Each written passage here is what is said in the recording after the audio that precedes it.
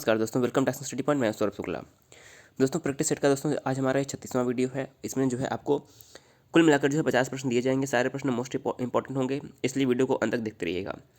अगर आप इस वीडियो को पीडीएफ डाउनलोड करना चाहते हैं तो डिस्क्रिप्शन में टेलीग्राम लिंक मिल जाएगा, वहाँ से जो है आप टेलीग्राम पर जाकर पीडीएफ भी डाउनलोड कर सकते हैं। आइए शुरू करते हैं आज का वीडियो। देखिए 50 में से आप कितने प्रश्न सही कर पाते हैं कमेंट करके हमें ज़रूर बताइएगा। अगर आप 40 लगभग प्रश्न सही करते हैं तो आपका जो है जीएस में तैयारी अच्छी मानी जाएगी। तो आइए देखते हैं पहला प्रश्न क्या है। ब्रिटिश शासनकाल के दौरान भारत के प्रथम गवर्नर जनरल कौन थे? तो यहाँ से प्रश्न काफ़ी बार पूछे गए हैं, तो याद रखिएगा। तो इस प्रश्न का सही उत्तर हो जाएगा भारत के प्रथम गवर्नर जनरल थे Lord William Bentinck. Option number D यहाँ पर करेक्ट हो जाएगा। अब देखिए यहाँ पर कई भी प्रश्न उठते हैं। लॉर्ड क्लाइव जो थे बंगाल के पहले गवर्नर थे, याद रखिएगा। लॉर्ड क्लाइव बंगाल के पहले गवर्नर। वॉरेन हेस्टिंग्स बंगाल के पहले governor general. Lord William Bentinck Bharat के प्रथम गवर्नर जनरल। और एक नाम याद रखिए लॉर्ड कैनिंग। लॉर्ड कैनिंग क्या थे? लॉर्ड कैनिंग जो है भारत के पहले वायसराय बने थे। तो ये चार प्रश्न जो है घुमा फिरा कर पूछे जाते हैं। ये चारों प्रश्न आप याद रखिएगा। ऑप्शन नंबर डी करेक्ट हो जाएगा। दूसरा प्रश्न है 1857 के विद्रोह में बिहार का नेतृत्व किसने किया था? तो इस प्रश्न का सही उत्तर हो जाए, देखिए नाना साहब जो थे ये कहाँ के थे? ये कानपुर से इन्होंने किया था। और वीर कुंवर सिंह जो है इन्होंने जो है बिहार का नेतृत्व किया था। ये प्रमुख रूप से बिहार के जगदीशपुर के थे राजा कुंवर सिंह। तो बिहार के जगदीशपुर से जो है इन्होंने स्वतंत्रता संग्राम का जो है नेतृत्व किया था। तो ऑप्शन नंबर सी यहाँ पर वीर कुंवर सिंह करेक्ट आंसर हो जाएगा। तीसरा प्रश्न है सिंधु नदी की लंबाई उतनी ही है जितनी ब्रह्मपुत्र नदी की है, यह लंबाई कितनी है? अब देखिए पहले बात यहाँ पर आपको सिंधु नदी और ब्रह्मपुत्र नदी की लंबाई पता होनी चाहिए। देखिए सिंधु नदी की यदि हम लंबाई की बात करें तो 2880 किलोमीटर है। कितनी है? सिंधु नदी की लंबाई 1880 किलोमीटर और ब्रह्मपुत्र नदी की लंबाई जो है 2900 किलोमीटर है।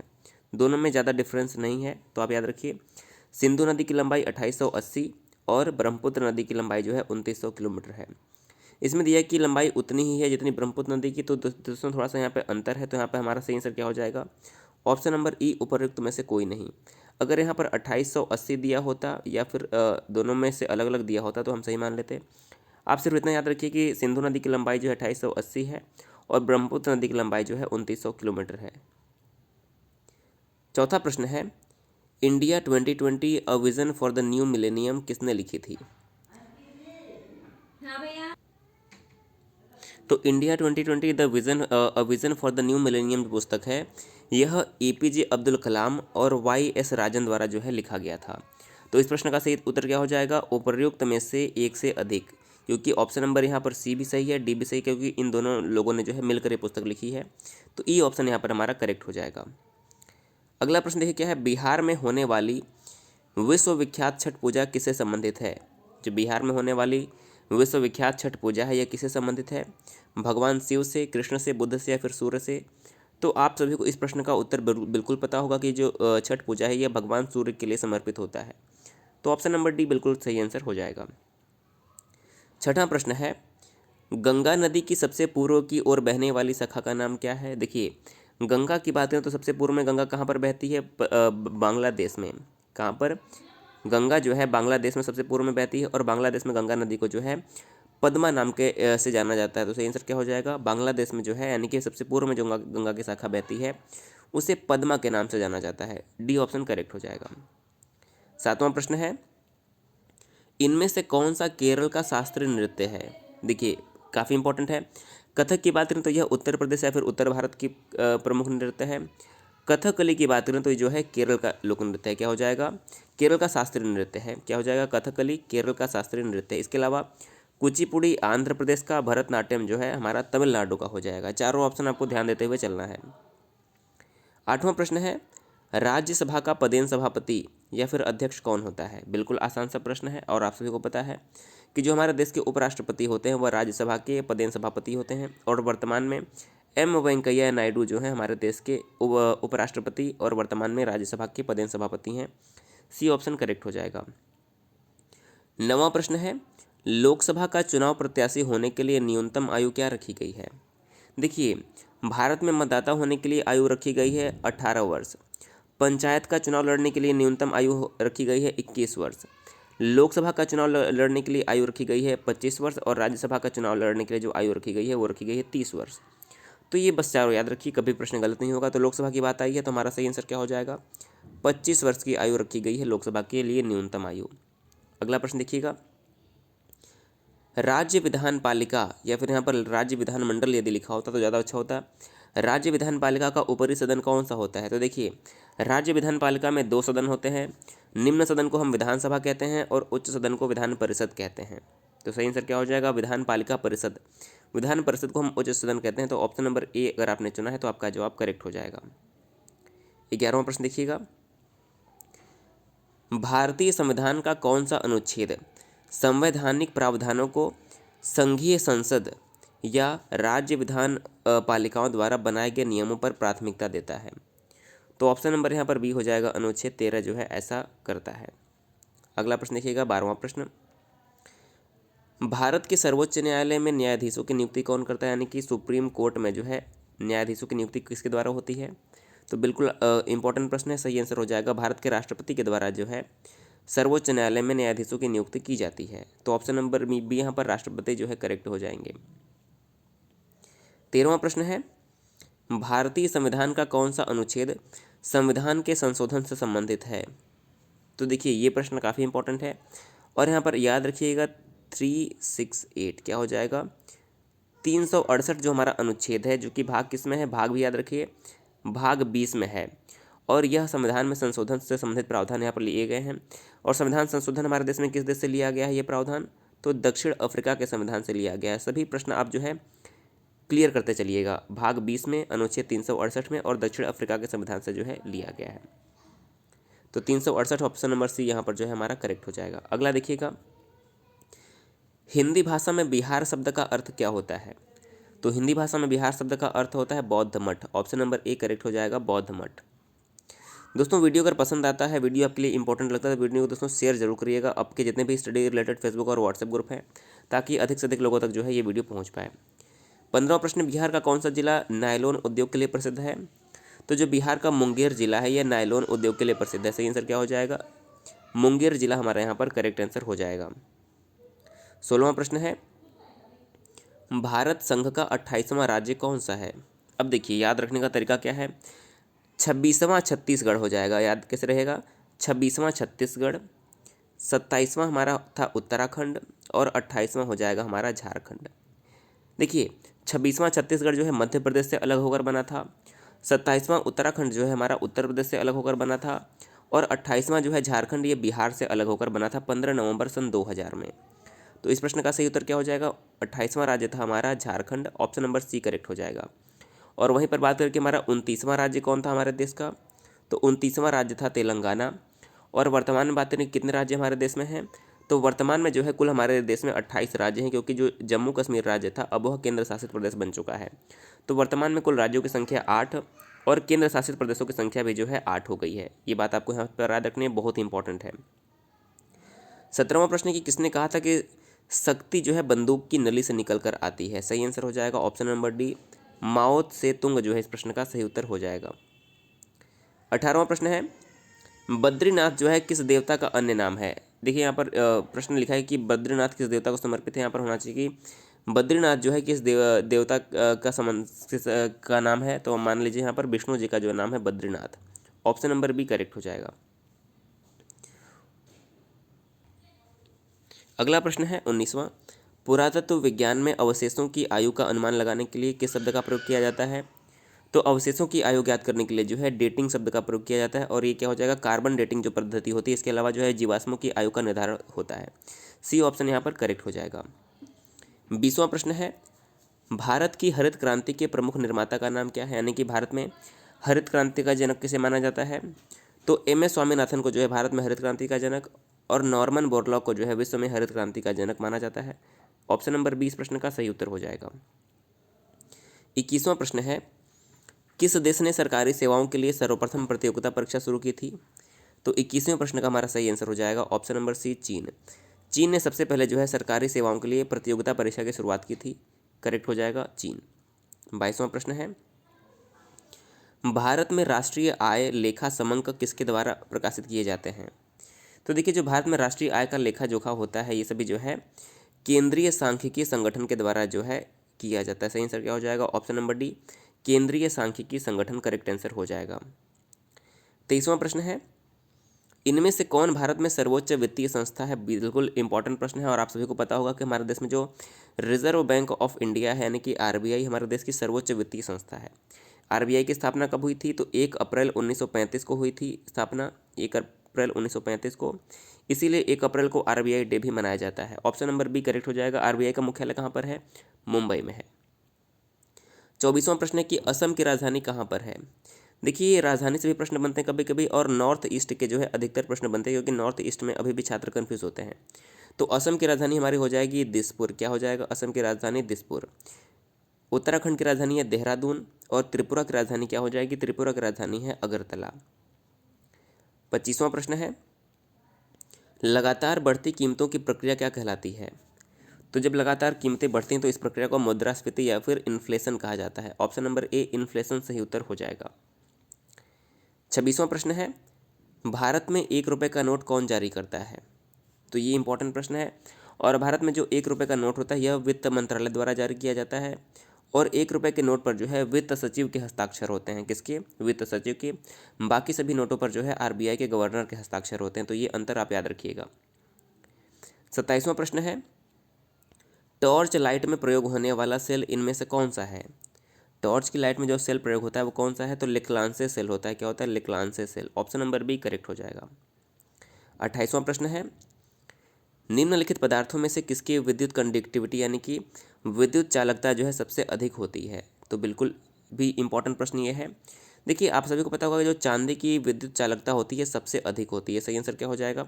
चांदी की विद्युत चालकता जो है सबसे अधिक होती है, यानी कि विद्युत का सबसे अच्छा जो सुचालक है वो किसे माना जाता है? चांदी को ही माना जाता है। ऑप्शन नंबर बी करेक्ट हो जाएगा।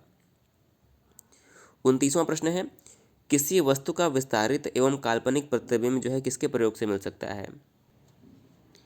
तो इस प्रश्न का सही उत्तर हो जाएगा हमारा उत्तल दर्पण जो है करेक्ट आंसर हो जाएगा। अगला देखिएगा 30वां प्रश्न, किसी वस्तु पर पृथ्वी के गुरुत्वाकर्षण को उसका क्या कहते हैं? यानी कि जो किसी वस्तु का पृथ्वी पर जो गुरुत्वाकर्षण होता है उसे क्या कहते हैं? तो उसे उस वस्तु का भार कहते हैं। सही आंसर क्या हो जाएगा? ऑप्शन नंबर डी भार करेक्ट आंसर हो जाएगा। 31वां प्रश्न देखिएगा, जब कोई वस्तु पानी में डुबाई जाती है तो उसके भार में कमी किसके बराबर होती है? तो देखिए जब कोई वस्तु पानी में डुबाई जाती है तो उसका जो भार होता है उसके द्वारा हटाए गए द्रव की मात्रा के बराबर होता है। क्या होता है? उसके द्वारा हटाए गए द्रव की मात्रा के बराबर जो है उसके भार में कमी आ जाती है। तो अगर आपने सी चुना है तो आपका जवाब सही है। 32वां प्रश्न है, 32वां प्रश्न है कि न्यूटन की गति के तीसरे नियम के अनुसार कौन सा कथन सत्य है?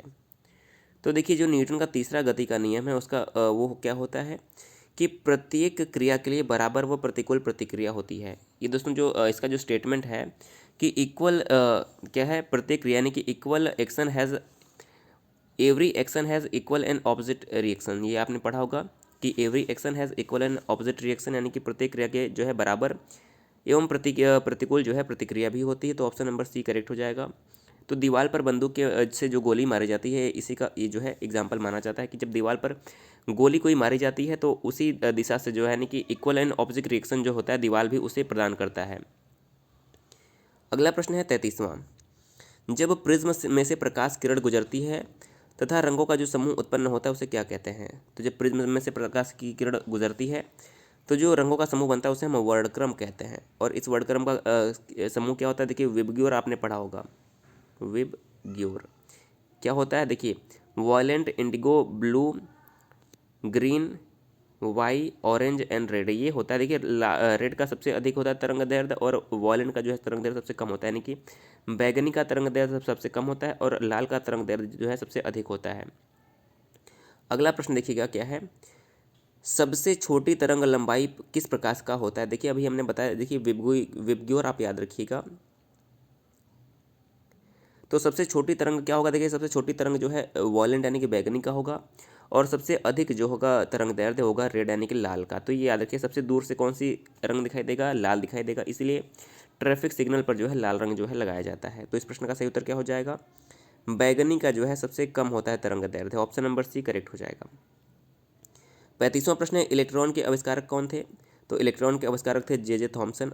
बिल्कुल आपको नाम इनका याद होगा। ऑप्शन नंबर सी करेक्ट हो जाएगा। 36वां प्रश्न है कि हाइड्रोमीटर एक उपकरण है, इससे क्या मापा जाता है? तो देखिए हाइड्रोमीटर से पानी का घनत्व मापा जाता है और एक यंत्र होता है हाइग्रोमीटर। देखिए जहाँ पर हाइग्रो आ जाए तो हाइग्रोमीटर से हाइग्रोमीटर से जो है आर्द्रता मापी जाती है। याद रखिएगा, हाइग्रोमीटर से आर्द्रता और हाइड्रोमीटर से जो है डेंसिटी यानी कि घनत्व मापा जाता है पानी का। 37वां प्रश्न है कि खाद्य ऊर्जा किस में मापी जाती है? जो खाद्य ऊर्जा होती है फूड एनर्जी, वह किस में मापी जाती है? तो बिल्कुल आसान सा प्रश्न है, कैलोरी में मापी जाती है खाद्य ऊर्जा। ऑप्शन नंबर बी यहाँ पर हमारा सही उत्तर हो जाएगा। 38वां प्रश्न है, परमाणु के नाभिक में इनमें से क्या होता है? देखिए मान लीजिए कि ये परमाणु का नाभिक है, तो इसमें क्या होता है? परमाणु के नाभिक में न्यूट्रॉन और प्रोटॉन होते हैं और परमाणु की जो कक्षा होती है इसमें जो है इलेक्ट्रॉन चक्कर लगाता रहता है। तो आपको पता होगा नाभिक में न्यूट्रॉन और प्रोटॉन होते हैं और कक्षा में जो है इलेक्ट्रॉन चक्कर लगाता है। तो न्यूट्रॉन और प्रोटॉन करेक्ट आंसर हो जाएगा। न्यूट्रॉन पर न्यूट्रल चार्ज होता है, प्रोटॉन पर पॉजिटिव चार्ज होता है और इलेक्ट्रॉन पर जो है नेगेटिव चार्ज होता है। 39वां प्रश्न है, निम्न धातुओं में से कौन सी धातु नमक के तनु अम्ल की क्रिया से हाइड्रोजन गैस बनाती है? तो 39वें प्रश्न का ऑप्शन नंबर बी जो है तांबा यानी कि कॉपर जो है करेक्ट आंसर हो जाएगा। तो देखिए 40 नंबर प्रश्न क्या है, किस नियम के अनुसार एक गैस का आयतन उसके दबाव के व्युत्क्रमानुपाती होता है? यानी कि आयतन जो है उसके दबाव यानी कि प्रेशर के व्युत्क्रमानुपाती होता है और ये बॉयल का नियम है। क्या है? बॉयल का नियम। ऑप्शन नंबर ए जो है करेक्ट हो जाएगा। 41 प्रश्न है, विश्व प्रसिद्ध नर्सरी राइम जो है ट्विंकल ट्विंकल लिटिल स्टार किसकी रचना है? आपने ज़रूर सुना होगा ये ट्विंकल ट्विंकल लिटिल स्टार जो है यह जॉन टेलर की रचना है। ऑप्शन नंबर ए करेक्ट हो जाएगा। अगला प्रश्न है 42वां, राज्यसभा का सभापति अपने पद पर कितने समय तक रह सकता है? तो जो राज्यसभा का सभापति होता है वो अपने पद पर 5 वर्ष तक की अवधि तक जो है बना रह सकता है और इसके बीच में यदि वह त्यागपत्र देना चाहता है तो राष्ट्रपति को त्यागपत्र दे सकता है। ऑप्शन नंबर बी इस प्रश्न का सही उत्तर हो जाएगा। अगला है 43 नंबर प्रश्न, अनुच्छेद 24 के अनुसार कितने वर्ष से कम आयु वाले किसी बच्चे को कारखाने में नियुक्त नहीं किया जा सकता है? यानी कि अनुच्छेद 24 जो है बाल श्रम का निषेध करता है कितने वर्ष तक के बालकों का?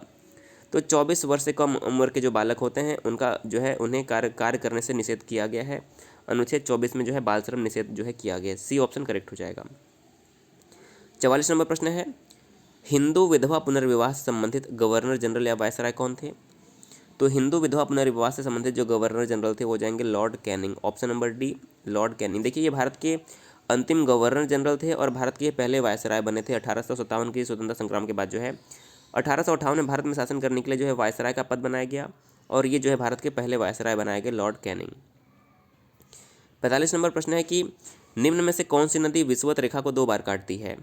तो विषुवत रेखा को 2 बार काटने वाली जो नदी है उसका नाम हो जाएगा कॉन्गो नदी जो है अफ्रीका में है और यह विषुवत रेखा को 2 बार काटती है।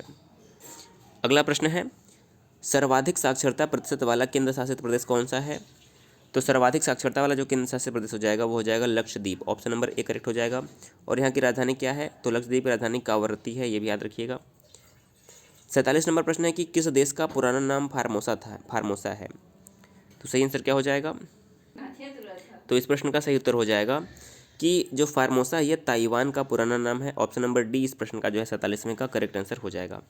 अगला देखिए 48 नंबर प्रश्न, स्वतंत्रता के पूर्व भारतीय राष्ट्रीय कांग्रेस की अध्यक्षता कितनी बार जो है महिलाओं ने की है? तो देखिए काफ़ी इंपॉर्टेंट प्रश्न है। स्वतंत्रता के पूर्व जो है 3 महिलाओं ने जो है भारतीय राष्ट्रीय कांग्रेस की अध्यक्षता की। तो सही आंसर क्या हो जाएगा? 3। अब देखिए इन तीनों का नाम आपके लिए मोस्ट इंपॉर्टेंट हो जाता है। सबसे पहले एनी बेसेंट सही उत्तर हो जाएगा। देखिए भारतीय राष्ट्रीय कांग्रेस की जो सबसे पहली महिला अध्यक्ष बनी थी वो बनी थी एनी बेसेंट 1917 के कलकत्ता अधिवेशन में। दूसरी कौन बनी थी? तो दूसरा नाम याद रखिए, दूसरा नाम हो जाएगा सरोजनी नायडू का जो कि 1925 के कानपुर अधिवेशन में अध्यक्ष बनी थी। और तीसरा नाम क्या हो जाएगा? देखिए तीसरा नाम भी काफ़ी इंपॉर्टेंट है। 1933 के कलकत्ता अधिवेशन में श्रीमती निर्ली सेन गुप्ता को जो है अध्यक्ष बनाया गया था। तो ये 3 जो है तीन महिलाओं ने जो है स्वतंत्रता से पहले भारतीय राष्ट्रीय कांग्रेस की अध्यक्षता की थी। तो ऑप्शन नंबर बी यहाँ पर जो है करेक्ट हो जाएगा 3। 49 नंबर प्रश्न है, मैराथन दौड़ कितनी लंबी होती है? तो जो मैराथन की दौड़ होती है 26 मील की होती है। कितनी होती है? 26 मील लंबी होती है। ऑप्शन नंबर बी करेक्ट हो जाएगा। और आज का अंतिम प्रश्न है, भारत की जनसंख्या में ऋणात्मक वृद्धि किस दशक में दर्ज की गई थी? देखिए एक ऐसा दशक था कि जिसमें भारत की जो वृद्धि दर थी जनसंख्या की वो ऋणात्मक थी यानी कि कम हो गई थी। और वो वर्ष कौन था? 1911 से लेकर 1921 का जो वर्ष था इसमें जो है भारत की जनसंख्या में 77 लाख की कमी आई थी। कितनी? 77 लाख की कमी आई थी जनसंख्या में, और इसीलिए सन 1921 को जो है महाविभाजन का वर्ष माना जाता है। क्या कहते हैं? महाविभाजन का वर्ष। देखिए कई कारण हो सकते हैं 1911 से 1921 के बीच में, क्योंकि इसी के बीच में जो है 1914 से 18 के बीच में जो है दूसरा विश्व युद्ध भी लड़ा गया था, और अन्य भी कारण हो सकते हैं जिससे जनसंख्या जो है ऋणात्मक में चली गई थी। तो दोस्तों इस वीडियो में हमने 50 प्रश्न पूरे डिस्कस कर लिए हैं। आपने कितने सही किए हमें ज़रूर बताइएगा। आज के प्रश्न आपको कैसे लगे? दोस्तों हमारे वीडियो आपको कैसे लगते हैं ये भी आप कमेंट करके बता सकते हैं। चैनल पे पहली बार तो जरूर सब्सक्राइब कर दीजिएगा। दोस्तों वीडियो पसंद आया तो लाइक भी करिएगा और वीडियो को शेयर भी कर दीजिएगा। वीडियो देखने के लिए बहुत बहुत धन्यवाद।